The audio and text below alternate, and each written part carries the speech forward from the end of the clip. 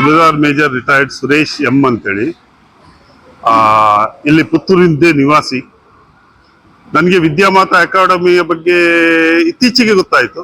ಮೊದಲು ನಾನು army retired ಆದ್ಮೇಲೆ ಇಲ್ಲಿ ಊರಿನಲ್ಲಿ ಇದ್ದದ್ದು ಕಮ್ಮಿ. ಬಟ್ ನಾನು ರಿಟೈರ್ಡ್ ಆದ್ಮೇಲೆ ನನಗೆ KPSC ಆರ್ಮಿ ಬೇಸಿಸ್ ನಲ್ಲಿ KPSC ಸೆಲೆಕ್ಷನ್ ಆಗಿ ನಾನು ಕೋರ್ಟ್ ನಲ್ಲಿ ಜಾಬ್ ಮಾಡಿ ಈಗ ರಿಟೈರ್ಡ್ ಆದ್ರು. ಆಮೇಲೆ ನನಗೆ ವಿದ್ಯಾಮಾತಾ ಅಕಾಡೆಮಿ ಬಗ್ಗೆ ನನಗೆ ತಿಳಿತು. ಇವರು ಮಕ್ಕಳಿಗೆ ನಾವೆಲ್ಲ ಸಣ್ಣದಿರುವಾಗ ಇರದಂತ ಒಂದು ಪ್ರಚಾರವನ್ನು ಈಗ ಇವರು ಕೊಡ್ತಾ ಇದ್ದಾರೆ. ಈ ಮಕ್ಕಳನ್ನು ಹುರಿದುಂಬಿಸಿ ಮೇಲೆ ತರ್ತಾ ಇದ್ದಾರೆ. ಇದೊಂದು ಗ್ರೇಟ್ ಜಾಬ್. ಅವರಿಗೆ ನಾವು ಲಕ್ಷ ಲಕ್ಷ ಪ್ರಣಾಮಗಳನ್ನು ಹೇಳಬೇಕು ಇದರ ಬಗ್ಗೆ. ಯಾಕಂದ್ರೆ ಇಂಥ ಒಂದು ಪ್ರಯತ್ನ ಪಟ್ಟು ಮಕ್ಕಳನ್ನು ದೇಶ ಸೇವೆಗೆ ಕಳಿಸುವಂತ, ಈಗ ತುಂಬಾ ಜನ ಬೇರೆ ಬೇರೆ ಸವರಿಸಿ ಕಳಿಸ್ತಾರೆ. ಅದೇ ದೇಶ ಸೇವೆಗಾಗಿ ಮಕ್ಕಳನ್ನು ತಯಾರು ಮಾಡುವಂತದ್ದೊಂದು ಮಹತ್ ಕಾರ್ಯ. ದೇಶ ಸೇವೆ, ಅದು ದೇಶ ಸೇವೆ ಮಕ್ಕಳು ಮಾಡಿದ್ರೆ ಇವ್ರದ್ದು ಸಹ ಒಂದು ದೇಶ ಸೇವೆ. ಆದ ಕಾರಣ ಅವರಿಗೆ ಎಲ್ಲಕ್ಕಿಂತ ದೊಡ್ಡದಾಗಿ ದೊಡ್ಡ ಒಂದು ಹ್ಯಾಟ್ಸಪ್ ಅಂತೇಳಿ ನಾವು ಹೇಳ್ಬೇಕು.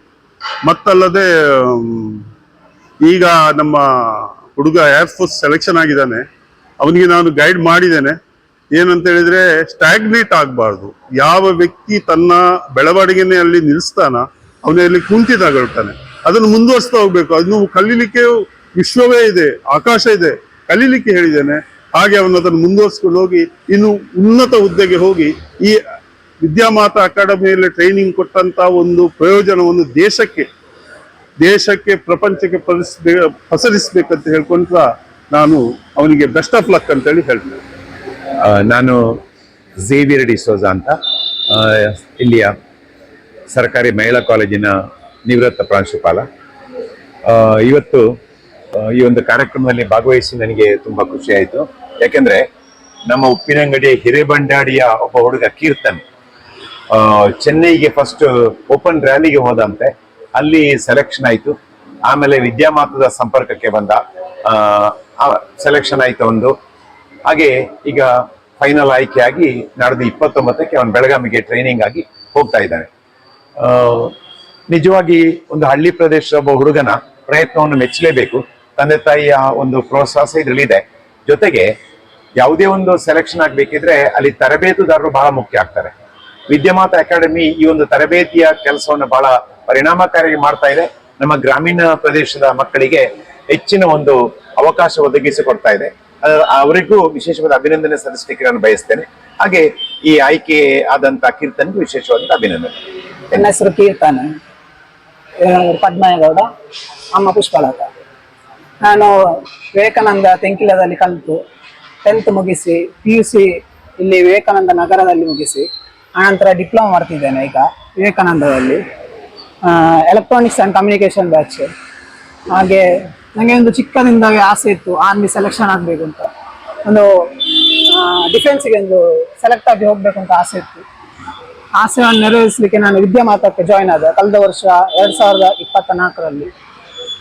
ಜೂನ್ 8ಕ್ಕೆ ನಾನು ಇಲ್ಲಿ ತರಬೇತಿ ಪಡೆದುಕೊಳ್ಳಿಕ್ಕೆ ಬರ್ತಿದ್ದೆ. ಡೈಲಿ ಸಂಡೇ ತರಬೇತಿ ಕೊಡ್ತಾರೆ ಇಲ್ಲಿ ವಿಜಯ್ ಸರ್ ಹಾಗೂ ಚಂದ್ರಕಾಂತ್ ಸರ್ ಮತ್ತು ಭಾಗ್ಯ ಸರ್. ಇವರ ಅಂಡರಲ್ಲಿ ತರಬೇತಿ ಕೊಡ್ತಾರೆ. ಡೈಲಿ ಸಂಡೇ ಗ್ರೌಂಡ್ ಪ್ರಾಕ್ಟೀಸ್ ಇರುತ್ತೆ, ರನ್ನಿಂಗ್ ಇರುತ್ತೆ, ವರ್ಕೌಟ್ಸ್ ಇರುತ್ತೆ, ಹಾಗೆ ಎಲ್ಲ ಸ್ಟ್ರೆಚಿಂಗ್ ಎಕ್ಸರ್ಸೈಸಸ್ ಇರ್ತವೆ. ಇಲ್ಲಿ ಟ್ರೈನಿಂಗಿಗೆ ಎಂತ ದರ ಕೂಡ ತಗೊಳ್ಳೋದಿಲ್ಲ, ಫ್ರೀಯಾಗಿ ಇರುತ್ತೆ. ಆನಂತರ ಒಳ್ಳೆ ಅವಕಾಶ ಇರುತ್ತೆ ಇಲ್ಲಿಂದ ಸೆಲೆಕ್ಟ್ ಆಗಿದ್ರೆ. ನಾವು ಚೆನ್ನೈಗೆ ಹೋಗಿ, ಚೆನ್ನೈ ರ್ಯಾಲಿ ಇತ್ತು, ಓಪನ್ ರ್ಯಾಲಿ, ಚೆನ್ನೈ ಏರ್ಫೋರ್ಸ್ ಅಲ್ಲಿ ತಾಮ್ರಮಲ್ಲಿ ಫಸ್ಟಿಗೆ ಬರೋದು ರ್ಯಾಲಿ ಪಾಸ್ ಆದ ನಂತರ ಎಕ್ಸಾಮ್ ಮಾಡ್ತಾರೆ. ಆ ಎಕ್ಸಾಮ್ ಪಾಸ್ ಆದ ನಂತರ ಇನ್ನೊಂದು ಎಕ್ಸಾಮ್ ಇರುತ್ತೆ. ಅದು ಆ ಎಕ್ಸಾಮ್ ಪಾಸ್ ಆದ ನಂತರ ಇಂಟರ್ವ್ಯೂ, ಲಾಸ್ಟ್ 4th ಇಂಟರ್ವ್ಯೂ ಇರುತ್ತೆ. ಹಾಗೆ ಇಂಟರ್ವ್ಯೂ ಪಾಸ್ ಆದ ನಂತರ ಮೆಡಿಕಲ್ ಆದ ನಂತರ ರಿಸಲ್ಟ್ ಬರುತ್ತೆ. ಬೆಳಗಾವಿಗೆ ಕರೆದಿದ್ದಾರೆ. ಜಾಯ್ನಿಂಗ್ ಬೆಳಗಾವಿ 29ಕ್ಕೆ ಕೊಡ್ತಾರೆ ಅಂತ. ಗ್ರಾಮೀಣ ಪ್ರದೇಶದವರಿಗೆಲ್ಲ ಗೊತ್ತಿರೋದಿಲ್ಲ. ಗ್ರಾಮೀಣ ಪ್ರದೇಶದವರಿಗೆ ಗೊತ್ತಾಗಬೇಕಂದ್ರೆ ಇಲ್ಲಿ ಬಂದು ಕಾಂಟ್ಯಾಕ್ಟ್ ಮಾಡಬೇಕು. ಕಾಂಟ್ಯಾಕ್ಟ್ ನಂಬರ್ ಇರುತ್ತೆ, ಲಾಸ್ಟಿಗೆ ಕಾಂಟ್ಯಾಕ್ಟ್ ನಂಬರ್ ಕೊಡ್ತೇವೆ. ಹಾಗೆ ತುಂಬ ಉಚಿತ ಟ್ರೈನಿಂಗ್ ಇರುತ್ತೆ ವಿದ್ಯಾಮಾತಾದ ಬಗ್ಗೆ. ಇಲ್ಲಿ ನೂರಾರು ಮಂದಿ ಬರ್ತಿದ್ರು. ಅದರಲ್ಲಿ ಒಬ್ಬ ನಾನು ಸೆಲೆಕ್ಟ್ ಆದವ. ಈಗ ವಿದ್ಯಾಮಾತ ಫೆಸಿಲಿಟಿಯನ್ನು ಯಾರು ಸಹ ಉಪಯೋಗಿಸುವುದಿಲ್ಲ. ಇಲ್ಲಿ ಹೆಚ್ಚಿನ ಜನ ಉಪಯೋಗಿಸಬೇಕೆಂದು ನಾನು ಹೇಳುತ್ತಿದ್ದೇನೆ. ಉಚಿತವಾಗಿ ಇರುತ್ತದೆ, ಎಲ್ಲರೂ ಬಂದು ಇಲ್ಲಿ ಸಹಕರಿಸಬೇಕು. ಇವತ್ತು ಒಂದು ವಿಶೇಷ ದಿನ ನಮ್ಗೆ. ಅಂದ್ರೆ ನಮ್ಮಲ್ಲಿ ತರಬೇತಿ ಪಡೆದಿರ್ತಕ್ಕಂತ ಕೀರ್ತನ್ ಅವರು ಈಗ ವಾಯುಸೇನೆಗೆ ಆಯ್ಕೆ ಆಗಿದ್ದಾರೆ. ನಮ್ಮಲ್ಲಿ ಆರ್ಮಿ, ನೇವಿ ಮತ್ತು medical core, NA nursing assistant ಎಲ್ಲ ವಿಭಾಗದಲ್ಲಿ ಕೂಡ ಇಷ್ಟ ತನಕ ಬೇರೆ ಬೇರೆ ವಿಭಾಗದಲ್ಲಿ ಸುಮಾರು 31 ಮಕ್ಕಳು ನಮ್ಮಲ್ಲಿ ಸೆಲೆಕ್ಷನ್ ಆಗಿದ್ದಾರೆ. ಆದ್ರೆ ಏರ್ ಫೋರ್ಸ್ಗೆ ಆಗ್ಲಿಲ್ಲ ಅನ್ನೋದು ಒಂದು ಕೊರಗಿತ್ತು. ಆ ಕೊರಗು ಇವತ್ತು ನೀಗಿದೆ. ಅದರಲ್ಲೂ ಕೂಡ ಗ್ರಾಮೀಣ ಪ್ರದೇಶದ ಯುವಕನೊಬ್ಬ ತನ್ನ ಪರಿಶ್ರಮ ಮತ್ತು ನಮ್ಮ ತರಬೇತಿ ಮೂಲಕ ಆಯ್ಕೆ ಆಗಿರುವಂತದ್ದು. ಅದು ಕೂಡ ಒಂದು ಸಾಮಾನ್ಯ ಕೃಷಿಕ ದಂಪತಿಗಳ ಮಗ ಅವನು. ಪದ್ಮೇಗೌಡರು ಅವರು ಕೃಷಿ ಮಾಡ್ಕೊಂಡಿರುವಂತವ್ರು. ಎಷ್ಟು ಖುಷಿಯಾಗಿರ್ಬೋದು ಅವರಿಗೆ, ಅದೇ ರೀತಿಯಲ್ಲಿ ನಮಗೆ ಕೂಡ ಖುಷಿಯಾಗಿದೆ. ಮುಖ್ಯವಾಗಿ ಗ್ರಾಮೀಣ ಪ್ರದೇಶದಲ್ಲಿ, ಅದರಲ್ಲೂ ಕೂಡ ಕರಾವಳಿ ಭಾಗದಲ್ಲಿ ಇಂಥ ಒಂದು ಸಂಸ್ಥೆ ಇಲ್ಲ ಅನ್ನುವಂತ ಒಂದು ಕೊರಗನ್ನ ನಾವು ನೀಗಿಸಿದ್ದೇವೆ ಅನ್ನುವಂತ ಖುಷಿ ನನ್ಗಿದೆ. ಯಾವುದೇ ರೀತಿಯಾದಂತ ಸರ್ಕಾರದ ಅನುದಾನ ಇಲ್ಲದೆ, ಯಾವುದೇ ರೀತಿಯಾದಂತ ಸಪೋರ್ಟ್ ಇಲ್ಲದೆ ನಾವು ಮಾಡ್ತಿರುವಂತದ್ದು. ವರ್ಷದಲ್ಲಿ ಸುಮಾರು 50ರಿಂದ 100 ವಿದ್ಯಾರ್ಥಿಗಳಿಗೆ ನಾವು ಉಚಿತ ತರಬೇತಿಯನ್ನ ಕೊಡ್ತೇವೆ. ಕೇವಲ ಗ್ರೌಂಡ್ ಪ್ರಾಕ್ಟೀಸ್ ಕಂಪ್ಲೀಟ್ಲಿ ಫ್ರೀ ಆಗಿ ಕೊಡುವಂತದ್ದು ಮತ್ತು ಅವರಿಗೆ ಉಚಿತವಾಗಿ ಅರ್ಜಿ ಹಾಕೊಡುದು, ಹಾಲ್ ಟಿಕೆಟ್ ಪ್ರತಿಯೊಂದು ಕೂಡ ನಾವು ಮಾಡುವಂತದ್ದು.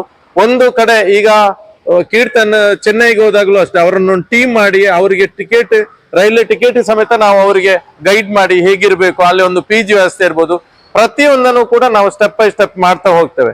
ಅಂದ್ರೆ ಈ ಗ್ರಾಮೀಣ ಪ್ರದೇಶದ ಮಕ್ಕಳಿಗೆ ಆಸೆ ಇರ್ತದೆ, ಆದ್ರೆ ದಾರಿ ಇರುವುದಿಲ್ಲ, ಹೇಗೆ ಹೋಗ್ಬೇಕು, ಅವರ ಅಪ್ಪ ಅಮ್ಮನಿಗೆ ಕೂಡ ದಾರಿ ಇರುವುದಿಲ್ಲ. ಈ ನಿಟ್ಟಿನಲ್ಲಿ ನಾವೊಂದು ದಾರಿ ತೋರಿಸಿದ್ದೇವೆ. ವಿದ್ಯಾಮಾತ ಹೆಸರಿನಲ್ಲೇ ಇದೆ, ವಿದ್ಯೆಗೆ ಒಂದು ತಾಯಿ ಅನ್ನುವಂತ, ಅಂದ್ರೆ ಸರಸ್ವತಿ ಅನ್ನುವಂಥದ್ದು. ಸೊ ಈ ನಿಟ್ಟಿನಲ್ಲಿ ತಾವೆಲ್ಲ ಗಮನಿಸ್ತಿದ್ದಂಗೆ, ಅಂದ್ರೆ ಒಂದು ವಿದ್ಯಾರ್ಥಿ, ಗ್ರಾಮೀಣ ಪ್ರದೇಶದ ವಿದ್ಯಾರ್ಥಿ ಬರುವಾಗ ಅವನು ಸಾಮಾನ್ಯನಾಗಿ ಬರ್ತಾನೆ. ಯಾರು ಕೂಡ ಇಮ್ಯಾಜಿನೇಷನ್ ಮಾಡ್ಲಿಕ್ಕೆ ಸಾಧ್ಯ ಇಲ್ಲ ಇವನು ಆರ್ಮಿಗೆ ಹೋಗ್ತಾನೆ ಅಂತ ಹೇಳಿ. ಆ ನಿಟ್ಟಿನಲ್ಲಿ ಆ ಪೋಷಕರ ಬೆಂಬಲವನ್ನು ತಗೊಂಡು ನಾವು ತರಬೇತಿಯನ್ನ ಕೊಡ್ತೇವೆ.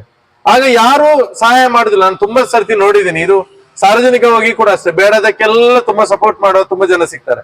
ಆದ್ರೆ ಸಾರ್ವಜನಿಕವಾಗಿ ಇಂಥ ವಿದ್ಯಾರ್ಥಿಗಳಿಗೆ ಯಾರು ಸಪೋರ್ಟ್ ಮಾಡುದಿಲ್ಲ. ಒಂದು 500-1,000 ರೂಪಾಯಿ ಅವರಿಗೆ ಕೇಳಿದ್ರೆ ಇವರು ಹೋಗ್ತಾರ ಅಂತ ಯೋಚನೆ ಮಾಡ್ತಾರೆ.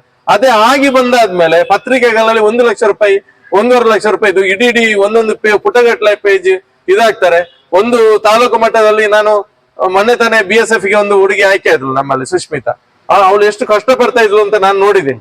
ಅವಳದು ಫ್ಲೆಕ್ಸಿದು ಬಹುಶಃ ಒಂದು 2 ಲಕ್ಷ ರೂಪಾಯಿದು ಫ್ಲೆಕ್ಸ್ ಹಾಕಿದ್ದಾರೆ ಸುಳ್ಯ ತಾಲೂಕಲ್ಲಿ.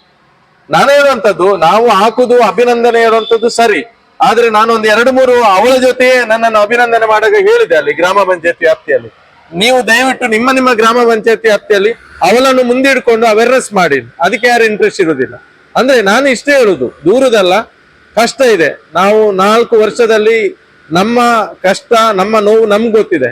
ಇಡೀ ಸಂಸ್ಥೆಯ ಮತ್ತು ನನ್ನ ವೈಯಕ್ತಿಕ ನನ್ನ ಸಂಪಾದನೆ 7ರಿಂದ ಒಂದು 10 ಲಕ್ಷ ರೂಪಾಯಿ ತನಕ ನಾವು ಮಿಲಿಟರಿ ತರಬೇತಿಗೆ ನಾವು ಫ್ರೀ ಆಗಿ ಅದನ್ನ ಸ್ಪೆಂಡ್ ಮಾಡ್ತೇವೆ. ಉಚಿತ ತರಬೇತಿ ಅಂದ್ರೆ ಯಾವುದು ಉಚಿತವಾಗಿ ಬರುವುದಿಲ್ಲ.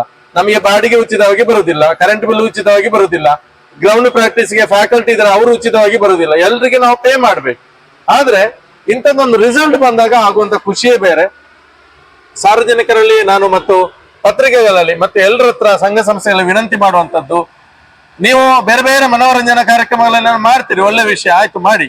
ಆದ್ರೆ ಇಂಥ ಒಂದು ಕಾರ್ಯಕ್ರಮಗಳಲ್ಲಿ ಕೂಡ ನಮಗೆ ಬೆನ್ನೆಲುಬಾಗಿ ನಿಲ್ಲಿ ಅಂತೇಳಿ ನಾನು ನಿಮ್ಮ ಹತ್ರ ವಿನಂತಿಯನ್ನ ಮಾಡ್ತೀನಿ. ದ್ವಾರಕಾ ಕನ್ಸ್ಟ್ರಕ್ಷನ್ಸ್ ಸಂಸ್ಥೆ, ದ್ವಾರಕಾ ಕನ್ಸ್ಟ್ರಕ್ಷನ್ ಗೋಪಾಲಕೃಷ್ಣ ಭಟ್ರು 3 ಲಕ್ಷ ರೂಪಾಯಿ ಅನುದಾನವನ್ನ ನಮಗೆ ಸೈನಿಕ ತರಬೇತಿ ಕೊಟ್ಟಿದ್ರು. ಒಂದೇ ಒಂದು ಸಂಸ್ಥೆ ನಮಗೆ ಇಷ್ಟ ತನಕ ಸಹಾಯ ಮಾಡಿದಂಥದ್ದು.